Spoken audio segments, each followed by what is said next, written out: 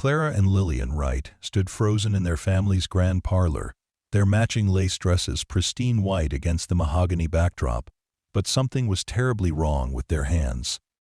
The photographer had insisted they clasp fingers for the portrait, yet when the glass plate was developed, their small hands appeared to melt into one another, flesh seamlessly blending as if they were born sharing the same limb. 23 years later, when Clara disappeared without a trace from their shared bedroom, Lillian would tell investigators something that chilled them to the bone, that her twin sister was still right beside her, that she could feel Clara's heartbeat through her own palm. Before we carry on, please hit the subscribe button to make my day, and let me know where you are watching from in the comments. The Wright family estate sat like a brooding sentinel on Maple Hill, its Victorian towers piercing the Connecticut sky with an elegance that spoke of old money and older secrets. In the autumn of 1912, the house buzzed with preparations for what should have been a joyous occasion. Clara and Lillian Wright, identical twins born on October 13th, were celebrating their 9th birthday, and their parents had spared no expense in marking the milestone. Margaret Wright smoothed her daughter's hair with practiced hands, each stroke of the silver brush revealing the uncanny similarity between the girls. They were mirror images of one another, from their pale blue eyes to the constellation of freckles that dotted their upturned noses. Even their personalities seemed to echo each other, finishing sentences in perfect harmony and laughing at jokes only they understood. "Stand still, my darlings," Margaret whispered, adjusting the delicate pearl buttons on Clara's dress. "Mr. Hawthorne has traveled all the way from Boston to take your portrait. We must look our absolute best." Theodore Wright watched from the doorway, his weathered hands clasped behind his back. As one of Connecticut's most successful textile manufacturers, he had built his fortune on precision and attention to detail, qualities that served him well in business but made him increasingly uneasy about his daughter's peculiar bond. The twins moved with a synchronicity that defied explanation, their gestures mirrored so perfectly it seemed choreographed by some invisible conductor. The photographer, a thin man with wire spectacles and ink-stained fingers, arranged his equipment with methodical care. His name was Jeremiah Hawthorne, and he had earned a reputation throughout New England for capturing the essence of his subjects in ways that ordinary photographers could not. His portraits revealed truths that the naked eye might miss, hidden emotions and secret longings that surfaced only when frozen in silver and light. "I want them seated together," Hawthorne instructed, gesturing toward an ornate velvet chair positioned before the fireplace. "Natural poses, nothing forced. Let them find their own comfortable position." Clara and Lillian settled onto the chair without discussion, their movements flowing like water as they arranged their skirts and found the perfect angle. Almost instinctively, they reached for each other's hands, their fingers interlacing with the practiced ease of a ritual performed countless times before. "Perfect," Hawthorne murmured, disappearing beneath the black cloth draped over his camera. "Now hold very still. Don't move a muscle for 30 seconds. The flash powder ignited with a brilliant burst that filled the room with acrid smoke and dancing shadows. For one frozen moment, the twins were captured in time, their innocent smiles and clasped hands preserved forever on the glass plate that would become their legacy. But when Hawthorne developed the photograph in his makeshift darkroom that evening, he discovered something that made his hands tremble as he hung the print to dry. The image showed Clara and Lillian exactly as he remembered them, their faces serene and identical, their white dresses perfectly arranged. Yet their hands, which he distinctly recalled seeing interlaced in the traditional manner, appeared fused together in the photograph. Not clasped or holding, but merged, as if the flesh of one twin flowed seamlessly into the other. Hawthorne cleaned his spectacles and examined the negative again, certain he had made some technical error. The glass plate showed the same impossible detail. The twins' hands were joined not by choice, but by what appeared to be a physical connection, their fingers blending into one continuous appendage that belonged to both girls simultaneously. "Impossible," he whispered to himself. Yet the evidence hung before him, still wet with chemicals and undeniably real. The photographer considered mentioning his concerns to the Wright family, but ultimately decided against it. He had built his reputation on delivering beautiful portraits, not on troubling his clients with technical anomalies that probably had a perfectly reasonable explanation. He delivered the finished photograph to Maple Hill 3 days later, presenting it to Margaret Wright with his usual professional smile. "Exquisite work," Margaret declared, holding the portrait up to catch the morning light streaming through the parlor windows. "You've captured their spirit perfectly." Theodore examined the photograph more closely, his businessman's eye immediately drawn to the peculiarity of his daughter's joined hands. He opened his mouth to comment but found himself strangely unable to voice his concerns. The image was beautiful after all, and the girls looked radiant. Whatever trick of light or shadow had created the unusual effect was probably meaningless.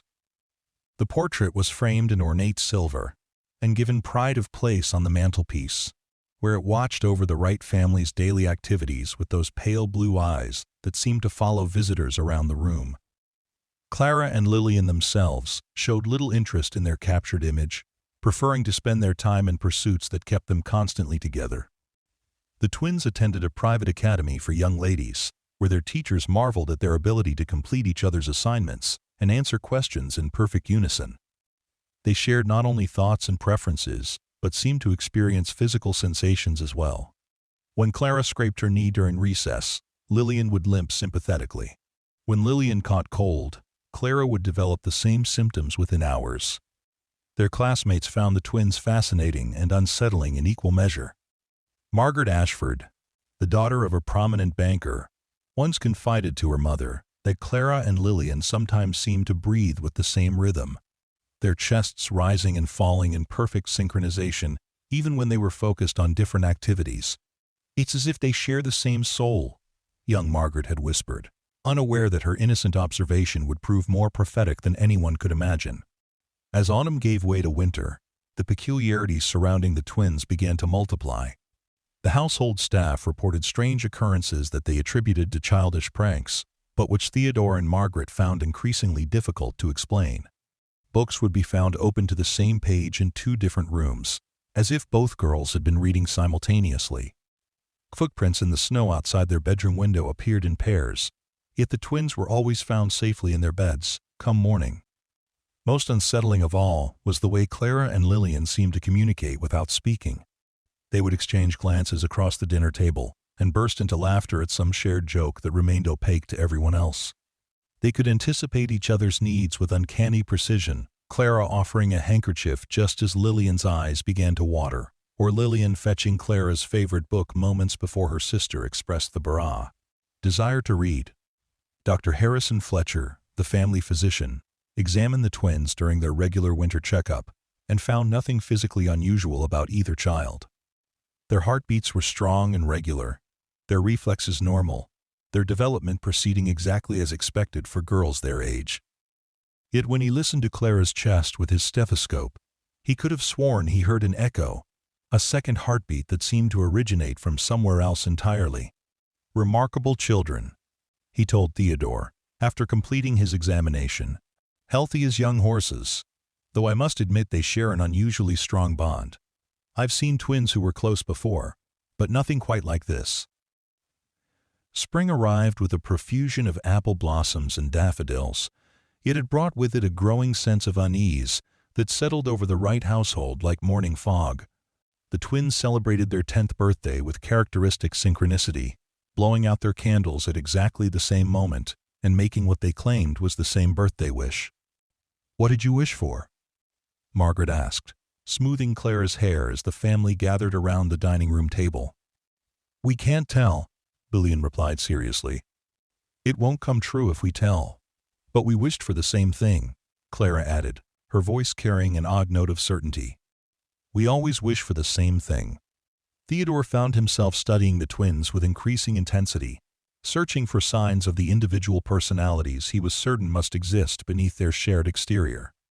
Yet the more closely he observed them, the more convinced he became that Clara and Lillian operated as 2 halves of a single consciousness, their separate bodies merely vessels for a unified spirit that defied rational boss.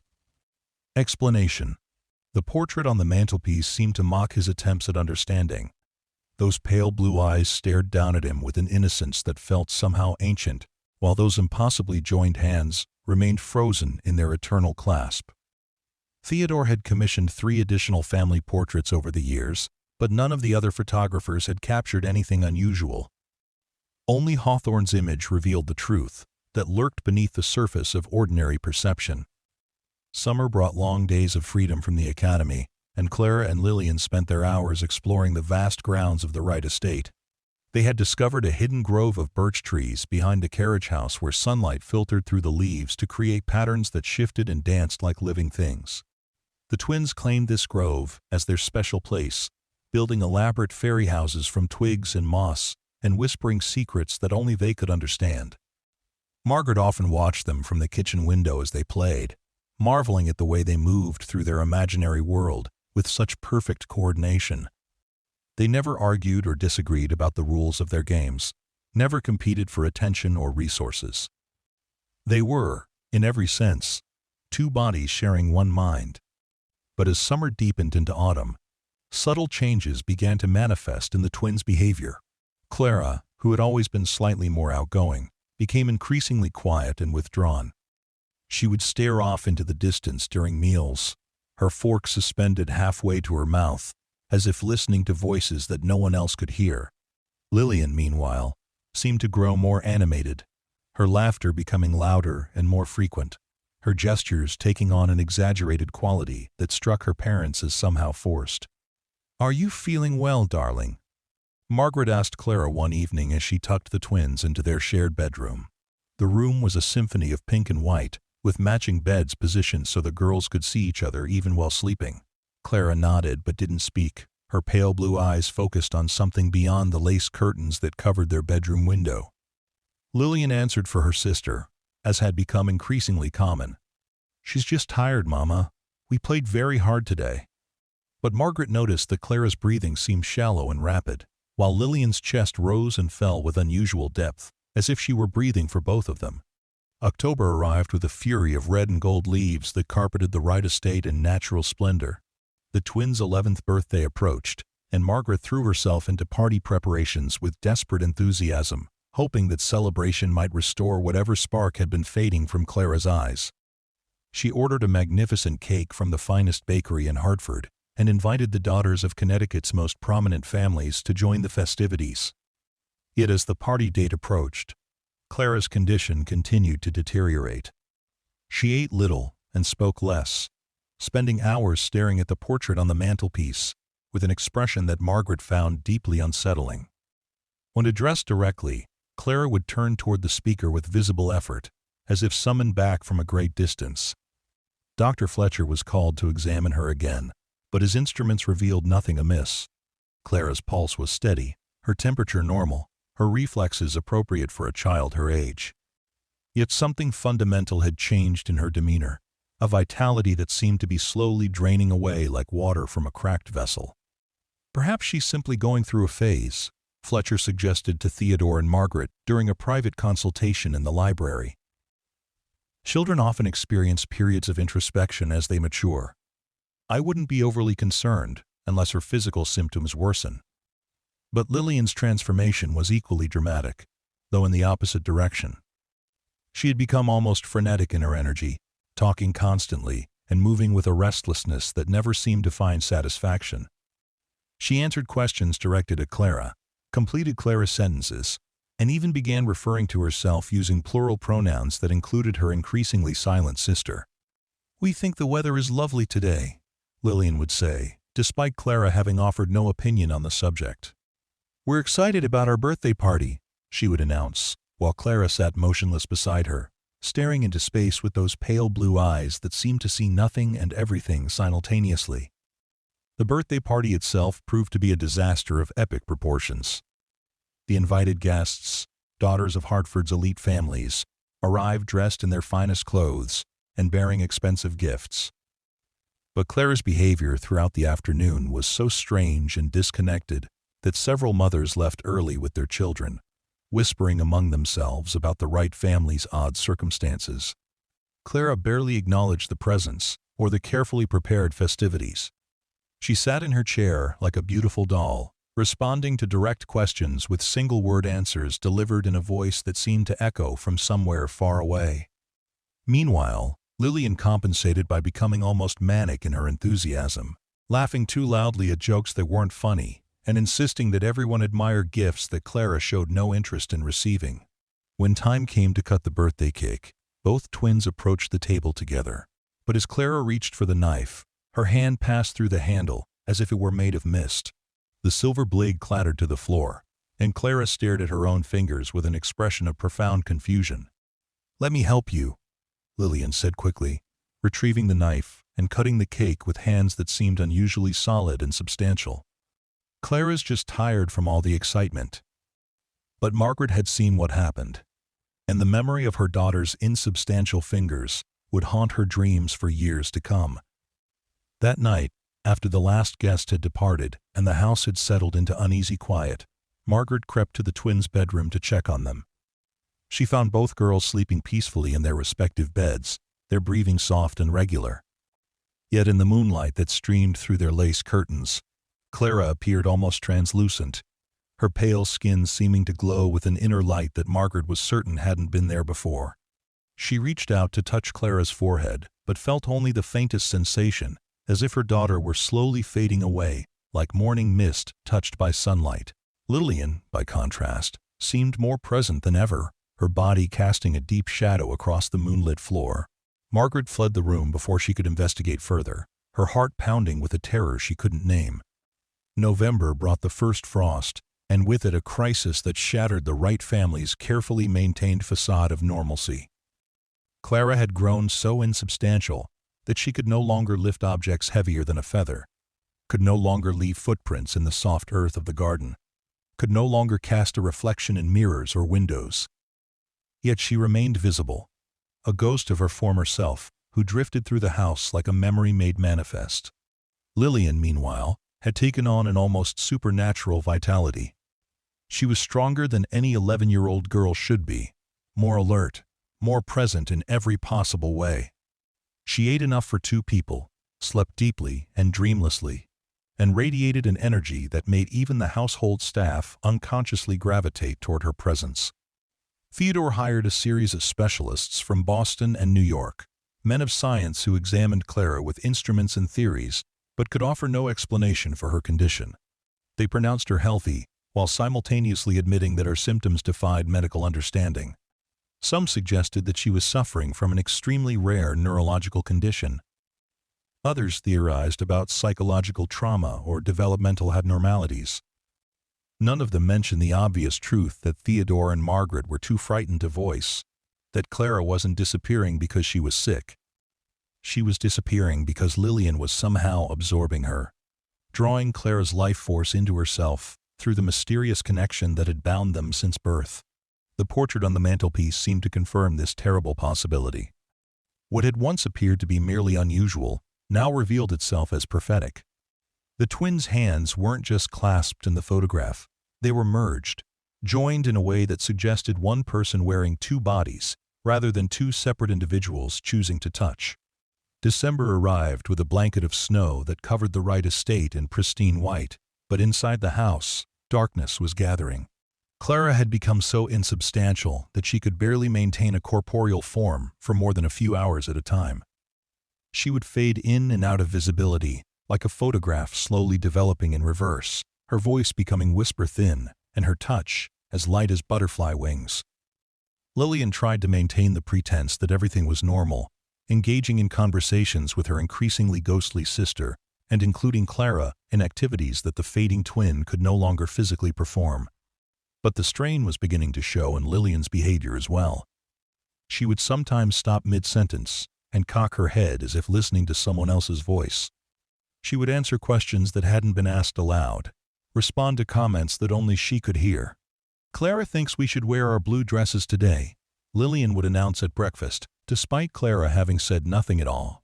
"Clara wants to thank you for the lovely flowers," she would tell Margaret, while Clara sat motionless in her chair, her pale blue eyes focused on some distant horizon. Margaret began to suspect that Lillian wasn't speaking for Clara at all, but rather channeling her sister's diminishing presence through her own increasingly dominant personality. The boundaries between the twins were dissolving, with Lillian emerging as the surviving consciousness, and Clara fading into something that was part memory, part echo, and part dream. On the night of December 20th, Margaret awoke to the sound of voices drifting from the twins' bedroom. She crept down the hallway and pressed her ear to their door, listening to what appeared to be a heated argument between her daughters. But as she listened more closely, she realized that both voices were coming from the same source. Lillian was having a conversation with herself, but using two distinct vocal patterns. One voice was her own, clear and strong. The other was a perfect imitation of Clara's increasingly ethereal tone, complete with her sister's distinctive speech patterns and favorite expressions. "You can't keep fighting this," Lillian was saying in her own voice. "We've always been meant to be together. Always been one person pretending to be two." "I want to stay myself," came the reply in Clara's voice, though Margaret could see only one figure moving around the moonlit bedroom. "I want to be separate. I want to be real." "You are real," Lillian responded, switching between voices with disturbing ease.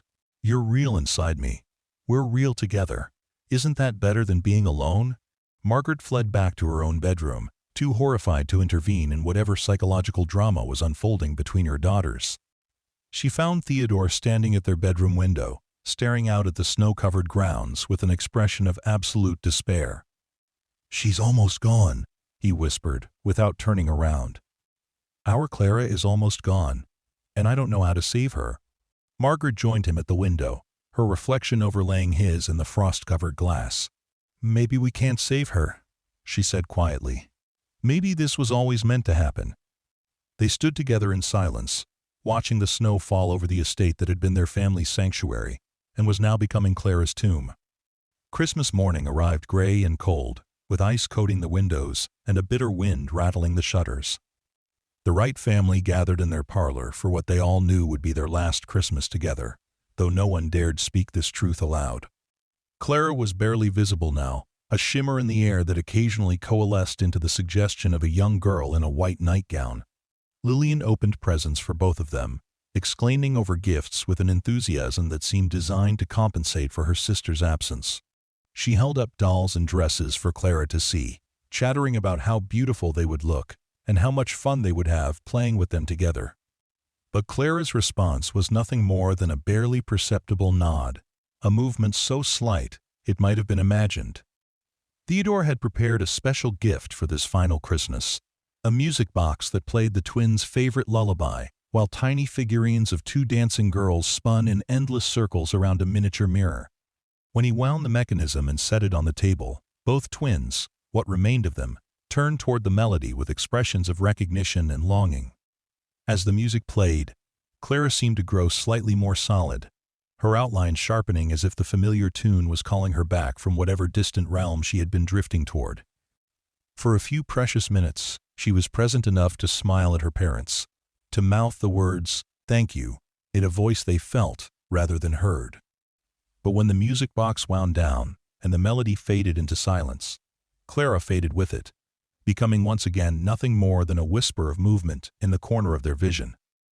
That night, Margaret tucked Lillian into bed with extra care, knowing that she was also saying goodbye to Clara, even though her ghostly daughter was no longer substantial enough to feel a mother's touch. "Will you take care of your sister?" Margaret asked, the question carrying multiple layers of meaning. "I'll take care of Clara," Lillian promised, her voice carrying the weight of solemn vows. "We'll take care of each other. We'll always be together." Margaret kissed Lillian's forehead and turned down the lamp, leaving the twins' bedroom bathed in the pale light of winter stars.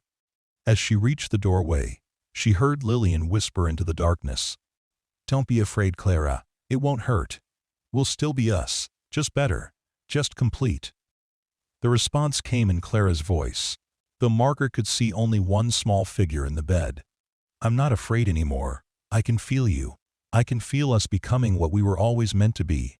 Margaret closed the door softly and leaned against the hallway wall, tears streaming down her cheeks as she realized that she had just witnessed the end of Clara's individual existence.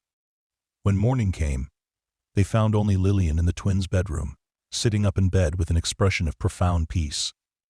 Clara's bed was empty, the covers undisturbed, as if she had simply evaporated during the night like dew touched by sunlight. "Where is your sister?" Theodore asked, though part of him already knew the answer. Lillian smiled with serene confidence. Clara is right here with me. She's closer than she's ever been before. We're together now, just like we always wanted to be." She held up her hands, and Theodore gasped at what he saw. Lillian's fingers had changed overnight, becoming longer and more graceful, with delicate bones that seemed to belong to two different people. When she flexed them, they moved with the precise coordination shown in Hawthorne's photograph, as if multiple sets of fingers were working in perfect harmony. Margaret sank into Clara's empty bed, her hands trembling as she touched the cold sheets. "Where did she go, sweetheart? Where is Clara?" "She didn't go anywhere, Mama," Lillian replied with the patient tone one might use to explain something obvious to a small child. "She came here. She came inside. We're both here now, just like we were always supposed to be." Lillian stood up and walked to the mirror above their shared dresser. Her reflection showed a single girl, but when she waved, multiple hands seemed to wave back, overlapping and intertwining in patterns that hurt to look at directly. "Can you hear her?" Theodore asked desperately. "Can Clara speak to us?" Lillian tilted her head, as if listening to a voice that no one else could hear. Then she smiled and nodded. "Clara wants you to know that she's happy. She says being separate was like wearing shoes that didn't fit. This is better. This is right." Dr. Fletcher was summoned again, but his examination of Lillian revealed nothing medically concerning. She was healthy, alert, and showed no signs of psychological distress. When questioned about Clara's disappearance, she maintained her story with unwavering consistency. Her sister hadn't gone anywhere. Clara was simply inside now, where she belonged, where they both belonged. The local authorities investigated Clara's disappearance but found no evidence of foul play. There were no signs of struggle, no indication that anyone had entered or left the Wright house during the night. Clara had simply vanished, leaving behind only her nightgown and the lingering echo of her presence in Lillian's strange new mannerisms. Lillian began displaying personality traits that had belonged exclusively to Clara, favoring foods she had previously disliked and using expressions that had been her sister's distinctive markers of speech. She would sometimes pause mid-conversation and appear to be listening to someone else, then continue with responses that seemed to be half of the dialogue the family could only partially hear. "Clara thinks the roses need watering," Lillian would say during their morning walks through the garden. "Clara remembers when we planted these bulbs last spring," she would add while examining the flower beds. Most unsettling of all, Lillian began referring to past events as if she had experienced them from multiple perspectives simultaneously. She would describe parties and outings using details that only Clara could have known, memories of conversations that had taken place when Lillian was absent. The portrait on the mantelpiece became a source of fascination for the transformed Lillian. She would stand before it for hours, studying the image of her former self with an intensity that made Margaret deeply uncomfortable. Sometimes, Margaret was certain she could see two different expressions flickering across Lillian's face as she gazed at the photograph, as if two different people were looking back at their captured past from behind the same pair of pale blue eyes. Winter deepened into a cold that seemed to penetrate the very bones of the Wright house. The servants whispered among themselves about strange occurrences that defied rational explanation. They reported hearing two sets of footsteps in the hallway at night, though only Lillian could be seen walking through the corridors. Kitchen staff complained that food prepared for one child would be consumed as if two people had eaten, yet they only ever served a single plate. Most disturbing were the voices. Multiple servants reported hearing conversations between the twins continuing as they had before Clara's disappearance, complete with both girls' distinctive speech patterns and mannerisms. But when they investigated the source of these discussions, they would find only Lillian, sometimes talking to her own reflection, sometimes addressing empty air with the intensity of someone engaged in heated debate. Margaret began having nightmares about the photograph, dreams in which Clara and Lillian's joined hands would begin to move, their fingers writhing like snakes, as one twin slowly absorbed the other through their connected flesh. She would wake in cold sweats, rushing to check on Lillian, only to find her daughter sleeping peacefully in the bed that had once belonged to both girls. Spring arrived early that year, bringing with it daffodils and cherry blossoms that seemed to mock the darkness that had settled over the Wright family. Lillian emerged from winter with an even stranger transformation.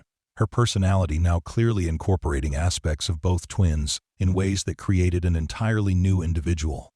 She was simultaneously outgoing and reserved, bold and cautious, rational and dreamy. She contained multitudes within a single small frame. Theodore made the difficult decision to remove the portrait from the mantelpiece, hoping that eliminating the visual reminder might help his surviving daughter develop a more normal relationship with Clara's memory. But when he attempted to take down the photograph, Lillian became hysterical, clinging to the frame with a strength that seemed impossible for an 11-year-old girl. "You can't take us away!" she screamed, her voice shifting between her own tone and Clara's ethereal whisper. "We need to see ourselves. We need to remember what we were before we became what we are." Theodore relented, leaving the portrait in its place of honor above the fireplace. That night, Margaret found Lillian standing before the photograph in her nightgown, her lips moving in silent conversation with the captured image of her former selves. "What are you doing, darling?"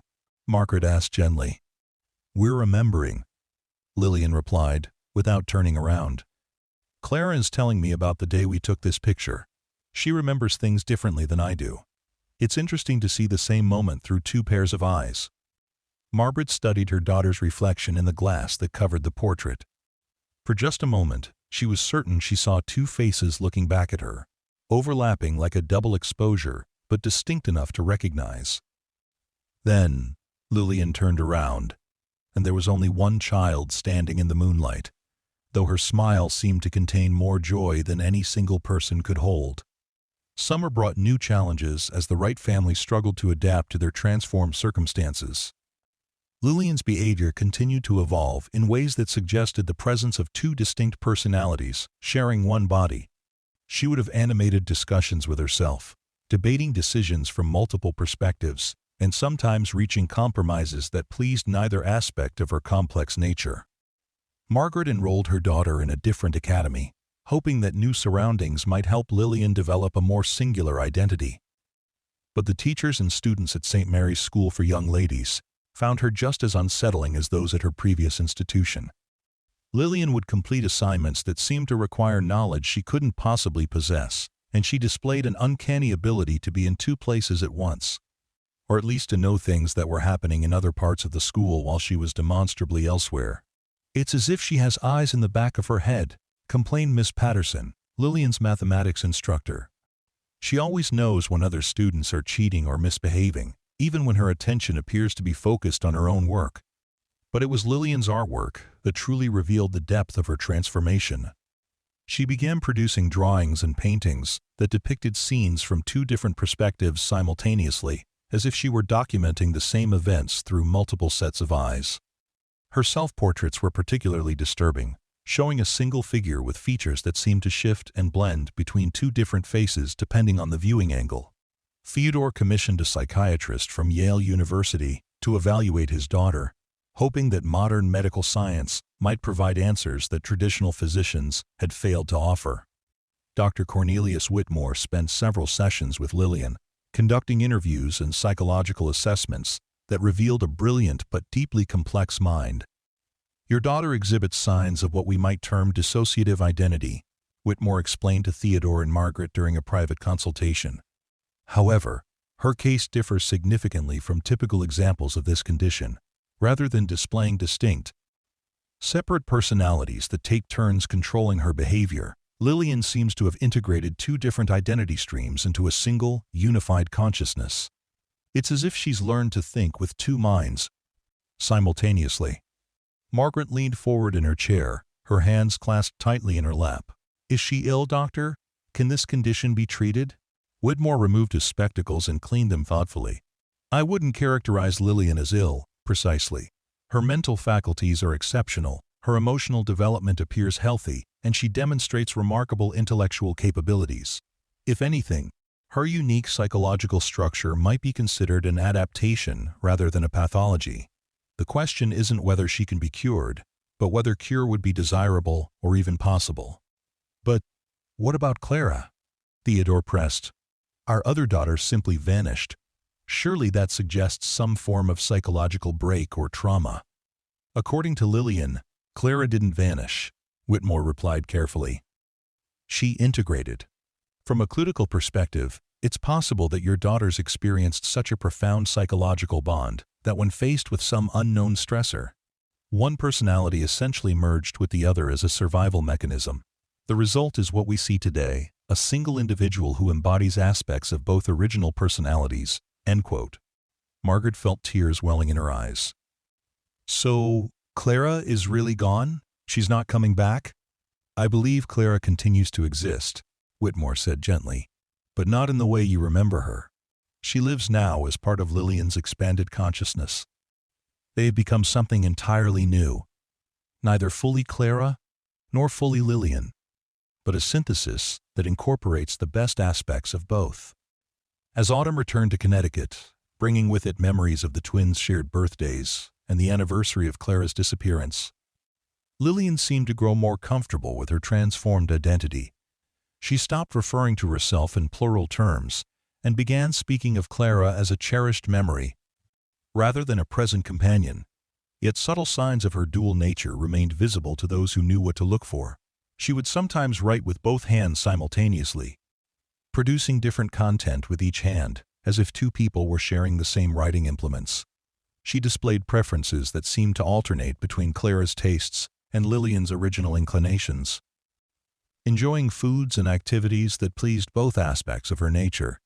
Most remarkably, she seemed to possess memories that belonged to both twins, recounting events that only Clara could have experienced with the same clarity and detail as those from Lillian's own past.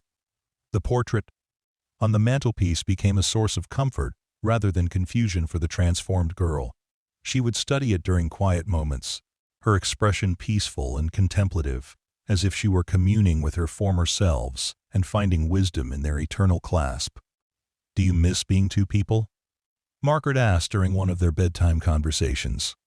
Lillian considered the question with the seriousness she brought to all inquiries about her nature. "I remember missing being one person," she replied thoughtfully. "When we were Clara and Lillian, we were always trying to be together, always seeking the connection we have now. This is better. This is complete. But don't you sometimes wish Clara could be separate again? Don't you want to play with your sister the way you used to?" "Mama," Lillian said with gentle patience, "Clara is playing with me. She's playing inside my thoughts and dreams and memories. We're closer than we ever were when we had different bodies. We're so close now that we don't know where one of us ends and the other begins. Isn't that the most perfect kind of togetherness?"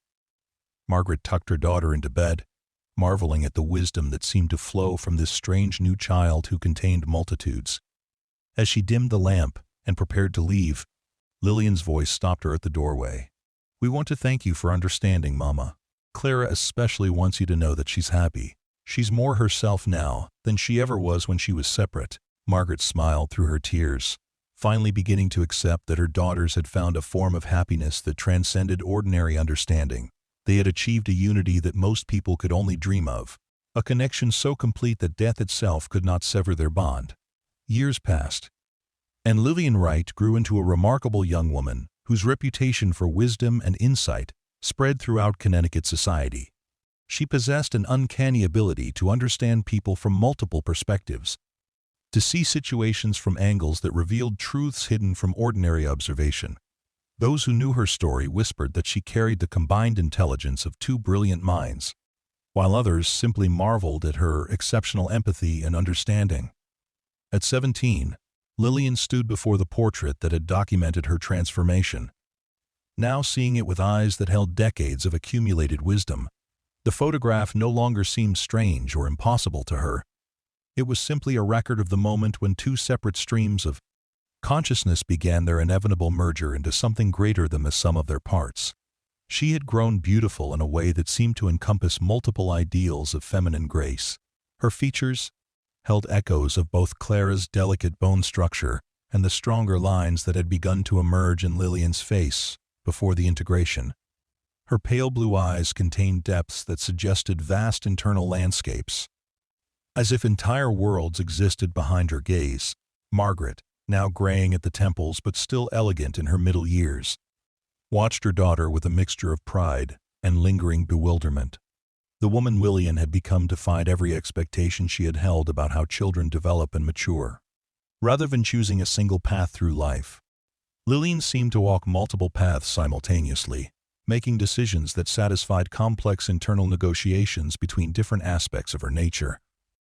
"I've been thinking about marriage," Lillian announced during breakfast one morning, her words causing Theodore to nearly choke on his coffee. "Marriage?" Margaret repeated, setting down her teacup with trembling fingers. "To whom, darling?" "Jonathan Ashworth has been calling regularly," Lillian replied thoughtfully. "He's kind and intelligent, and he finds my particular nature fascinating rather than frightening. But Clara worries that marriage might disrupt our balance. She thinks we function best when we're not required to explain ourselves to anyone." Theodore stared at his daughter, still struggling to adjust to the way she spoke of Clara as a present participant in her decision-making process. "And what do you think, Lillian? What does your own heart tell you?" "My heart tells me many things." Lillian smiled, her expression cycling through subtle variations that suggested multiple emotional responses. "Part of me longs for the companionship that marriage could provide. Another part treasures our independence. And Clara remembers how difficult it was when we had to pretend to be normal around people who couldn't understand what we truly were." She paused, her eyes unfocusing slightly, as if she were listening to an internal voice. "We've decided to invite Jonathan for dinner next week. If he can accept us as we are, if he can love both aspects of our nature without trying to change or simplify us, then perhaps marriage is possible. But he must understand that he would be marrying two souls, sharing one heart." Jonathan Ashworth proved to be a young man of remarkable sensitivity and intelligence. As the son of a prominent Hartford physician, he had been raised to observe human nature with scientific curiosity rather than judgment. When Lillian explained her unique circumstances during their courtship, he listened with the open mind of someone who had witnessed enough medical mysteries to know that reality often exceeded the boundaries of conventional understanding. "I find myself enchanted by both of you," he told her during a moonlit walk through the Wright family gardens. "The depth of your personality, the way you seem to contain entire libraries of human experience within yourself. It's unlike anything I've ever encountered. I don't want to marry just Lillian Wright. I want to marry the extraordinary being you've become, whatever name we choose to call her." Their wedding in the spring of 1921 was attended by Hartford's most prominent families. Though many guests whispered among themselves about the strange circumstances surrounding the bride's missing twin sister, Lillian walked down the aisle alone, carrying a bouquet that contained two different types of flowers, arranged in perfect symmetry. When asked about the unusual floral design, she explained that each variety held special meaning for different aspects of her nature. During the ceremony, when the minister asked if anyone objected to the union, several guests later claimed they heard two distinct voices respond with the traditional, "I do," though only one bride stood at the altar. Lillian's wedding vows contained references to bringing her whole self to the marriage, including all the love and wisdom that multiple lifetimes have taught us. Jonathan proved to be an ideal husband for someone of Lillian's unique nature. He learned to recognize the subtle shifts in her personality that indicated which aspect of her consciousness was most prominent at any given moment. He discovered that she required more solitude than most wives, needing time for what she called internal consultations. Between the different streams of her awareness, their first child, born in 1923, was a daughter they named Clara Margaret Ashworth. The baby possessed her mother's pale blue eyes and displayed an unusual level of alertness for an infant, as if she were observing the world through multiple layers of perception. Lillian often spoke to her daughter as if addressing two different listeners, explaining events from various perspectives and encouraging the child to consider situations from angles that most people would never imagine. "She has the potential to be extraordinary," Lillian told Jonathan as they watched their daughter playing in the nursery. "I can sense something special in her awareness, a depth that suggests she might develop capabilities similar to our own. Clara thinks we should encourage this development, while I sometimes worry about the burden such gifts can place on a person." As Clara Margaret grew from infant to toddler, she began displaying behaviors that echoed those her mother had shown as a child. She would have conversations with imaginary playmates, who seemed remarkably consistent in their personalities and responses. She showed an uncanny ability to anticipate her parents' needs and desires, often bringing them objects or comforting them during difficult moments before any distress had been expressed. Most significantly, Clara Margaret seemed to understand her mother's dual nature instinctively. She would address different aspects of Lillian's personality directly, saying things like, "Mama Clara thinks we should wear the blue dress today," or "Mama Lillian wants to read the story about the princess." Her ability to distinguish between these internal aspects of her mother's consciousness amazed Jonathan and convinced Lillian that their daughter had inherited something precious and rare. The Wright family portrait remained on display in the Ashworth home, now serving as a connection between generations rather than a mysterious artifact. Clara Margaret would often stand before the photograph, studying the image of her mother's former selves with the intense concentration that seemed to run in the family bloodline. "Tell me about when you were two people," she would ask during their bedtime conversations. "We were never really two people, sweetheart," Lillian would reply, stroking her daughter's hair with the same gentle rhythm Margaret had once used with the twins. "We were one person who thought she was too. Being separate was like trying to hold our breath forever. This is much better. This is breathing. Will I become two people someday?" Clara Margaret asked with the matter-of-fact curiosity that children bring to questions of cosmic importance. "You are already everything you need to be," Lillian assured her. "Clara thinks she might develop your own special way of seeing the world, your own unique gifts. But whatever happens, we'll help you understand and accept whatever you become." As the 1920s progressed, Lillian Ashworth became something of a legend in Connecticut society. Women sought her advice on matters of the heart, knowing that her unusual perspective allowed her to understand romantic relationships from multiple angles simultaneously. Men consulted her on business decisions, recognizing that her dual consciousness provided insights that single-minded thinking could never achieve. She began writing articles for ladies' magazines under the pen name The Synchronized Sister, offering advice on everything from child-rearing to marriage to personal development. Her columns were popular because they addressed common problems from perspectives that readers found both surprising and profoundly helpful. When making difficult decisions, she wrote in one widely read piece, "Imagine that you are two different people who must reach agreement before proceeding. What would your cautious self advise? What would your bold self recommend?" The best choices often emerge from the negotiation between these internal voices. Her writing never explicitly mentioned her own extraordinary circumstances, but those who knew her story recognized the wisdom that could only come from someone who had literally experienced consciousness from birth. Multiple perspectives. The original photograph from 1912 became increasingly precious to Lillian as the years passed. She would sometimes hold conversations with the image, addressing her former selves as if they were old friends whose advice she still valued.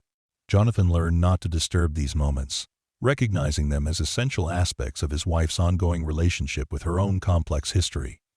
"Do you ever wish you could go back?" he asked her one evening as they sat before the fireplace in their Hartford home. "Do you ever wonder what your life would have been like if Clara had remained separate?"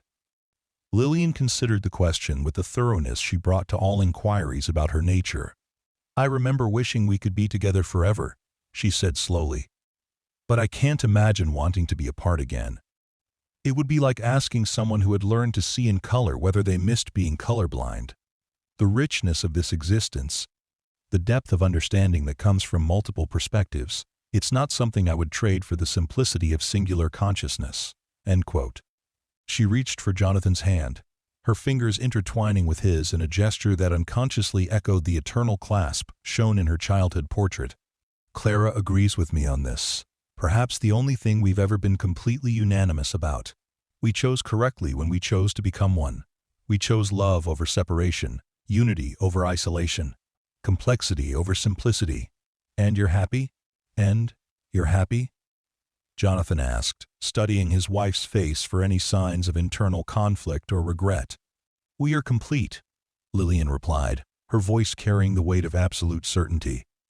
"For the first time in our existence, we are exactly what we were meant to be." As Clara Margaret grew older, she began to understand more about her mother's extraordinary history. Rather than being frightened or confused by the story of her vanished aunt, she found it romantic and beautiful. a tale of love so powerful that it transcended the boundaries of individual identity. Aunt Clara didn't die, she explained to her classmates at school who had heard whispered versions of the family legend. She just found a better way to live. She and Mama discovered how to be together forever, closer than any two people have ever been before. Her matter-of-fact acceptance of the situation helped other children understand that the Ashworth family's unusual circumstances were not tragic or frightening, but rather represented a kind of miracle that most people could only dream of achieving. By the time Clara Margaret reached her teenage years, she had developed her own remarkable abilities. She possessed an intuitive understanding of human nature that seemed to come from observing people through multiple layers of perception. She could sense emotional undercurrents that others missed, anticipate behavioral patterns before they became obvious, and offer comfort or guidance that seemed perfectly calibrated to whatever someone needed to hear. "She has the gift," Lillian told Jonathan, as they watched their daughter navigate the complex social dynamics of adolescence with unusual grace and wisdom. "Not the same gift we have, but something related.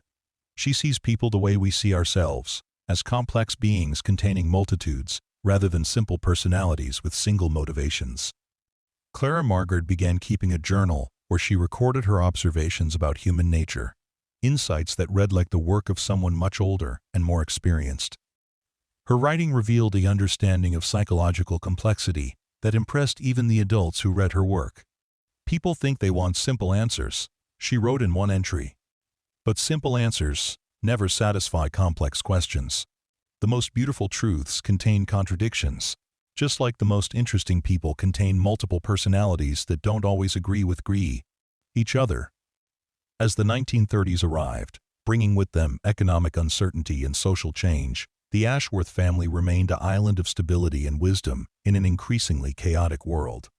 Lillian's unique perspective proved invaluable during difficult times, as she could understand both the optimistic and pessimistic viewpoints that divided public opinion, and find middle ground that satisfied multiple constituencies.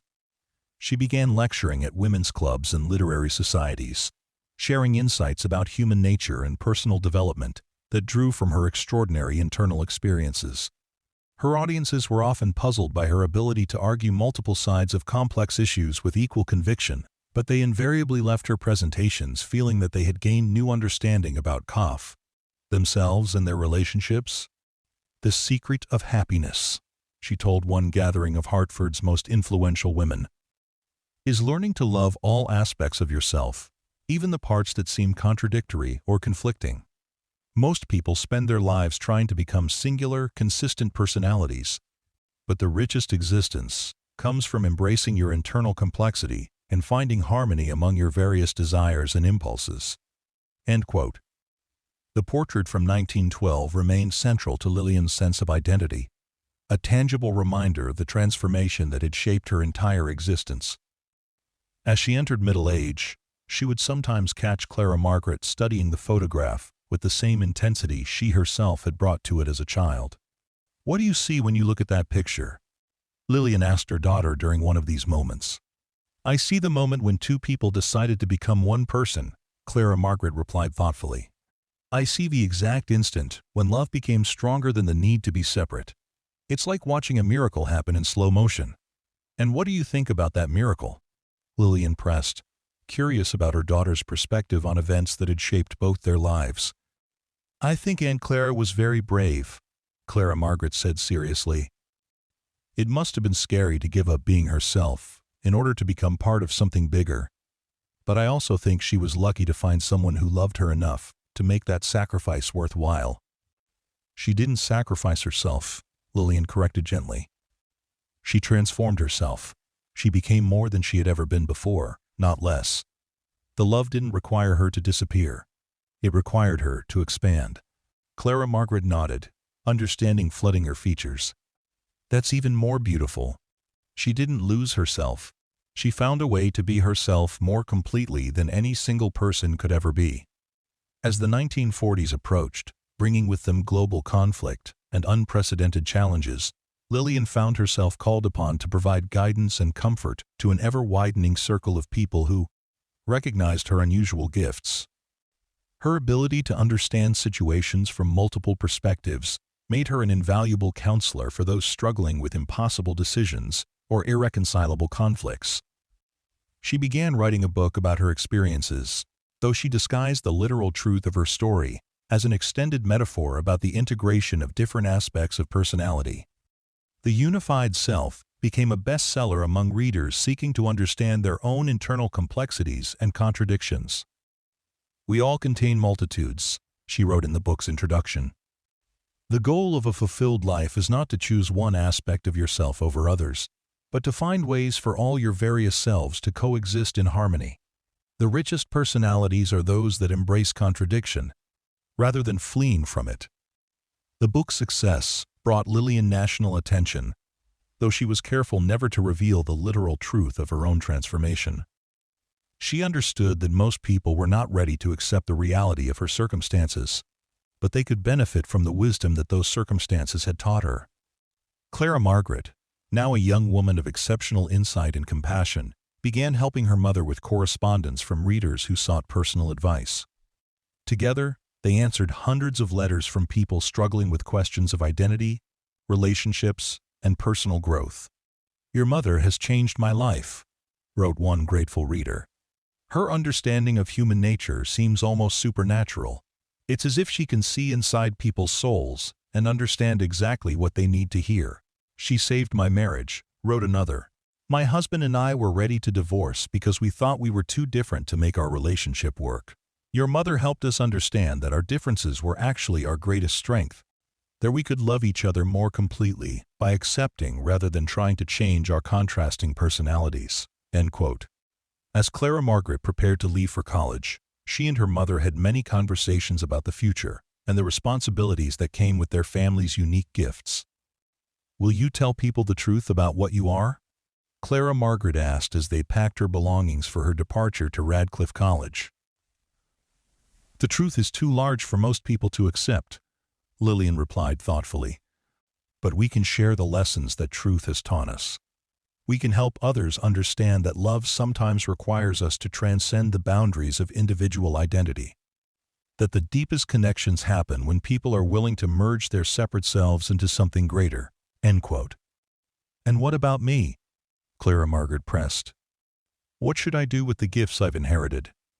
"Trust yourself," Lillian advised, embracing her daughter with arms that seemed to contain multiple people's worth of love and protection. "Clara and I both believe that you will find your own unique way to serve the world. You don't need to become what we became, but you can use what we learned to help others discover their own paths to completeness." The morning of Clara Margaret's departure, Lillian stood before the portrait from 1912 one final time, addressing her former selves with the gratitude of someone whose life had exceeded every possible expectation. "Thank you," she whispered to the image of two girls whose joined hands had predicted a future neither could have imagined. "Thank you for having the courage to become what love required. Thank you for showing us that the greatest transformations happen when we stop fighting what we're meant to be and start embracing what we could become." The photograph remained silent, but Lillian felt certain she could sense approval radiating from those pale blue eyes that had watched over her family for decades. Clara and Lillian Wright had found their perfect ending, not in death or separation, but in a unity so complete that it had created new possibilities for human connection and understanding. As Clara Margaret's train pulled away from Hartford Station, carrying her toward a future filled with infinite potential, Lillian Ashworth walked home through streets that had witnessed her entire extraordinary transformation. She was no longer the confused child who had struggled to understand her dual nature, nor the frightened girl who had watched her sister fade away. She was exactly what she had always been meant to be, a living testament to love's power to transcend every boundary that seemed insurmountable. The twins of 1912 smiled innocently from their eternal portrait, their hands forever joined in a clasp that had predicted not tragedy, but triumph, not loss, but the most complete form of finding that any soul could hope to achieve. In learning to love each other completely, they had discovered how to love themselves, and in that discovery, they had found a peace that would last for all the remaining years of their remarkable, unified existence. But the story of the Wright twins was far from over. As the decades rolled forward into the 1950s and beyond, their legacy would touch lives in ways that neither Clara nor Lillian could have imagined during their childhood on Maple Hill. The photograph that had once seemed like a curiosity would become the cornerstone of a mystery that would fascinate researchers, psychologists, and paranormal investigators for generations to come. Dr. Cornelius Whitmore, the Yale psychiatrist who had evaluated Lillian as a child, never forgot his encounter with the remarkable girl who seemed to contain two complete personalities within a single consciousness. As his career progressed, and he became one of the nation's leading experts on dissociative disorders, he would often reference the Wright case in his lectures and published papers, though he was careful to disguise identifying details. "I once encountered a patient," he would tell his graduate students, "who had achieved something that our field considers theoretically impossible, rather than fragmenting under psychological stress. This individual had actually integrated multiple identity streams into a more complex but stable personality structure. It challenged everything we thought we knew about the boundaries of human consciousness." Whitmore's academic papers on integration versus dissociation became influential in psychiatric circles, though he never revealed that his theoretical framework was based on his observations of a single, extraordinary case. He maintained correspondence with Lillian throughout her adult life, documenting the long-term stability of her unique psychological structure and marveling at her continued ability to function not just normally but exceptionally within society. "You remain one of the most psychologically healthy individuals I have ever encountered," he wrote to her in 1953. "Your integration appears to have created a personality structure that is more resilient and adaptable than typical singular consciousness. Rather than being weakened by internal contradiction, you seem to be strengthened by internal diversity."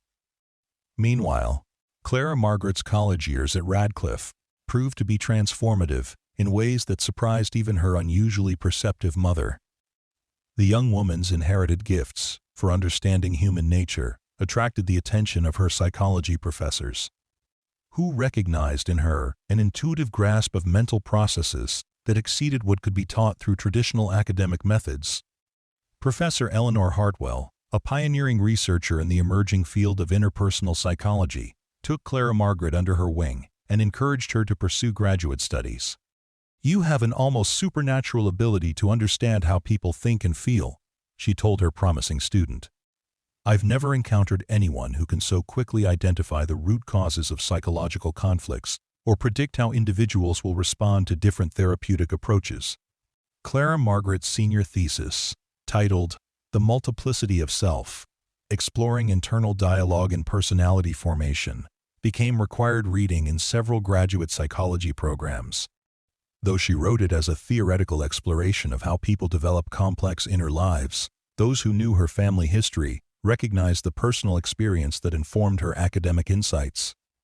"Every individual contains multiple potential selves," she wrote in her conclusion. "The goal of psychological health should not be the elimination of internal contradiction, but the harmonious integration of diverse aspects of personality. The richest human experiences emerge from the successful negotiation between different internal voices, each contributing unique perspectives to the ongoing conversation of consciousness." End quote. Her work attracted attention from research institutions across the country, and she received fellowship offers from Harvard, Yale, and Johns Hopkins. But Clara Margaret chose to return to Connecticut, accepting a position at a small but prestigious institute for psychological research, where she could pursue her studies of consciousness and identity while remaining close to her extraordinary mother. The 1960s brought social upheaval and cultural transformation that created new opportunities for understanding the kind of consciousness integration that Lillian represented. The decade's emphasis on expanding awareness and exploring alternative states of mind made people more receptive to ideas about the fluidity of identity and the possibility of transcending conventional psychological boundaries. Lillian found herself increasingly sought after by intellectuals, artists, and spiritual seekers who sensed that she possessed wisdom about the nature of consciousness that went beyond academic theory. Her home in Hartford became an informal salon where writers, philosophers, and researchers would gather to discuss questions of identity, creativity, and the untapped potential of human awareness. She has a quality that I can only describe as completeness, wrote the novelist Patricia Highsmith after attending one of these gatherings. Most people seem to be seeking something outside themselves, some missing piece that will make them whole, but Mrs. Ashworth radiates the satisfaction of someone who has found everything she was looking for, not in the external world, but within the infinite depths of her own being." End quote. The original photograph from 1912 became an object of fascination for visitors to these gatherings. People would study the image for hours, trying to understand how the camera had captured something that seemed to defy physical laws. Some claimed they could see the moment of transformation frozen in time, the instant when two separate souls began their journey toward unity. Art historians and photography experts were brought in to examine the portrait, searching for evidence of double exposure, darkroom manipulation, or other technical explanations for the unusual appearance of the twins joined hands. But every analysis confirmed that the photograph was genuine, an unaltered image that had somehow captured a reality that conventional understanding could not explain. "The hands don't just appear to be touching," noted Dr. Marcus Fenwood, a specialist in 19th century photography techniques. "They appear to be sharing the same physical space, existing as both separate appendages and a single continuous form. It's as if the camera captured something that was happening on a level beyond normal physical reality." Clara Margaret, now Dr. Clara Margaret Ashworth, and a respected researcher in her own right, began collaborating with various scientific institutions to study cases of unusual consciousness phenomena. Her unique background and inherited sensitivity to psychological complexity made her invaluable in evaluating individuals who claimed to have experienced states of awareness that transcended ordinary perception. She documented cases of people who reported experiencing temporary states of consciousness expansion, moments when they felt their individual identity dissolving into something larger and more complete. While none of these cases approached the permanent transformation that her mother had achieved, they suggested that the Wright twins' experience might represent an extreme example of a more common human potential. "What my mother and aunt achieved," Clara Margaret explained to a gathering of consciousness researchers, "might be viewed as the natural endpoint of a process that many people experience in smaller degrees. The feeling of losing yourself in deep meditation, the sense of unity that comes during profound artistic creation, the dissolution of boundaries that occurs in moments of perfect love. These might all be glimpses of the same underlying reality that my family discovered completely."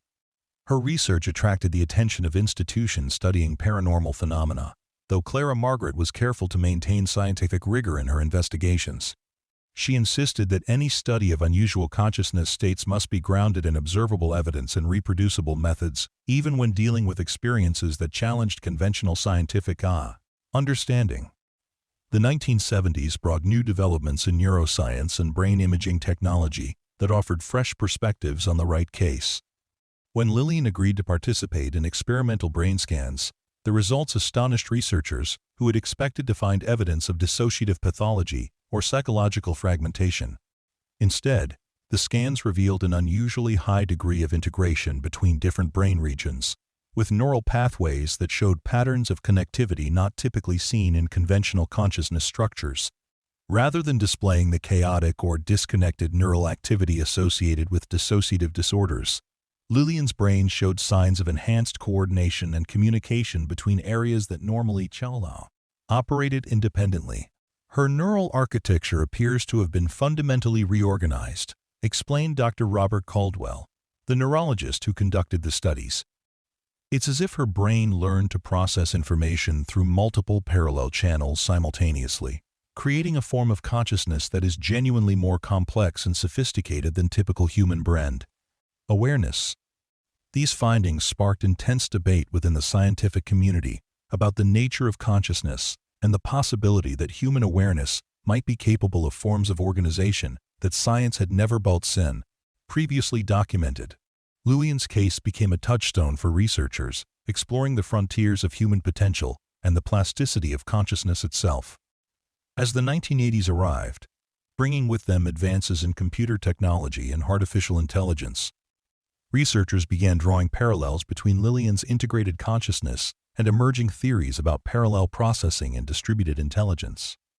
Her ability to consider multiple perspectives simultaneously resembled the way advanced computer systems could run multiple programs in parallel while maintaining overall system coherence. She represents a form of consciousness that our technology is only beginning to approximate, observed Dr. Sarah Chen, a pioneer in artificial intelligence research who spent considerable time studying Lillian's cognitive processes. Her mind appears to operate like a biological version of a parallel processing system, capable of handling multiple streams of thought and analysis without interference or confusion. Clara Margaret, now in her 50s, and a grandmother herself, continued to document her mother's remarkable stability and continued development. Far from showing signs of age-related cognitive decline, Lillian seemed to grow more sophisticated and insightful with each passing year, as if her unique consciousness structure provided protection against the normal deterioration associated with aging. "She continues to surprise me," Clara Margaret wrote in her research journals. At 75, she displays cognitive flexibility and emotional intelligence that exceed what I observe in people half her age. It's as if the integration that occurred in her childhood created a form of consciousness that becomes stronger and more resilient over time, rather than weaker." End quote. The original portrait remains central to understanding Lillian's transformation, serving as a visual anchor for researchers trying to comprehend the implications of her case. New photographic analysis techniques revealed additional details that earlier examinations had missed, including subtle changes in the twins' facial expressions that seemed to show two different emotional states, captured simultaneously. The photograph appears to document not just a physical anomaly, but a psychological transition, noted Dr. Emma Rothschild, a specialist in visual anthropology who spent months analyzing the image. If you examine the twins' faces carefully, you can see evidence of two different personality configurations, as if the camera captured the moment when separate identities were beginning to merge into something entirely new. As the 1990s brought new understanding of genetics and heredity, researchers began investigating whether the Wright family's unusual traits might have a biological component. DNA analysis of the family line revealed certain genetic markers associated with enhanced neural plasticity and unusual patterns of brain development, suggesting that the twins' transformation might have been facilitated by inherited biological predispositions. Clara Margaret's own children, now adults with families of their own, displayed varying degrees of the psychological sensitivity that had characterized their grandmother and great-aunt. While none achieved the complete integration that had transformed the original twins, several showed remarkable abilities for empathy, intuition, and understanding complex human relationships. "The gift appears to be hereditary," Clara Margaret observed, "though it manifests differently in each generation. Rather than experiencing the dramatic transformation that characterized my mother's generation, her descendants seem to inherit enhanced but more conventional forms of psychological insight and emotional intelligence." End quote. The Wright family story had become a legend that transcended academic circles, inspiring artists, writers, and spiritual seekers who saw in Lillian's transformation a symbol of love's power to transcend every boundary that seemed absolute. Books, films, and documentaries explored different aspects of the case, though most focused on the romantic and mystical elements rather than the scientific implications. As the new millennium approached, Lillian Ashworth had become one of the most thoroughly documented cases in the annals of consciousness research. At 93, she remained intellectually sharp and emotionally vibrant, a living testament to the possibilities that existed beyond conventional understanding of human awareness and identity. "I have lived several lifetimes within this single existence," she reflected during an interview for a documentary about unusual consciousness phenomena. "The integration that occurred in my childhood didn't limit my experience, but multiplied it exponentially. I have been able to love more deeply, understand more completely, and contribute more meaningfully to the world because I learned to embrace complexity rather than flee from it." End quote. The portrait from 1912 had become an icon, reproduced in countless academic papers, books, and articles about the mysteries of human consciousness. Yet for Lillian herself, it remained what it had always been, a simple record of the moment when two loving sisters discovered that their bond was stronger than the boundaries of individual identity. Standing before the photograph in her Hartford home, now surrounded by decades of research and documentation about her unique case, Lillian could still hear Clara's voice as clearly as she had on the day they became one. Their conversation continued across the years, an eternal dialogue between aspects of herself that had learned to love each other so completely that separation had become impossible. The twins of 1912 smiled innocently from their frame, their clasped hands a promise that had been kept for nearly 9 decades. They had discovered that love, when complete and unconditional, could transform not just relationships, but the very nature of existence itself. In choosing unity over separation, they had created something unprecedented in human experience, a form of consciousness that would continue to inspire and challenge understanding for generations yet to come.